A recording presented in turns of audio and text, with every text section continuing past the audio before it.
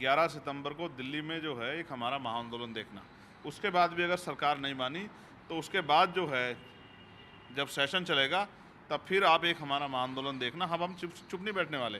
अब हमारी मांग सिर्फ ये नहीं है कि 15% में बंटवारा करो या 15% दो। हमारी मांग ये है कि सबसे पहले कास्ट सेंसस कराओ, जातिगत जनगणना कराओ, फिर जातिगत जनगणना के आधार पर जिसकी इतनी संख्या भारी उसकी इतनी हिस्सेदारी इस फॉर्मूलों को लागू करो। जिनका बैकलॉग जो है लाखों की संख्या में अब तक नहीं भरा है, सुप्रीम कोर्ट को कभी नहीं दिखा, वो बैकलॉग भरो और निजी क्षेत्रों में SC ST OBC को संख्या के आधार पर आरक्षण दो। लेकिन सुप्रीम कोर्ट के ऑब्जर्वेशन के बाद भी सरकार करेगी को क्रीमी लेयर और फैसला जो है लागू नहीं करेगी। तो ये सरकार क्यों नहीं कर रही है ऐसा? जब सुप्रीम कोर्ट का ऑर्डर सरकार क्यों नहीं करेगी? क्योंकि सरकार भी चीज़ों को समझती है। सरकार के पास आंकड़े, सुप्रीम कोर्ट के पास कहाँ आंकड़े हैं? सुप्रीम कोर्ट ने किन आंकड़ों के आधार पर किया? क्या मन में बैठ के मन में कोई कुंठा रख के कोई जो है डिसीजन दिया जाएगा क्या?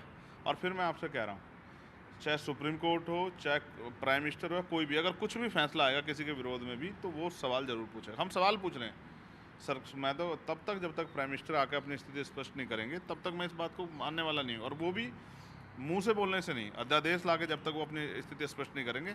मैंने फिर आपसे कहा 11 सितंबर को हमारा एक महा प्रोटेस्ट है, और फिर अब आप बताओ ना, जगह अगर स्थितियाँ बदल गई हैं, क्या देश से जातिवाद खत्म हो गया है? तो बताओ कितने मंदिरों में पुजारी शेड्यूल कास्ट के लोग लगाए गए?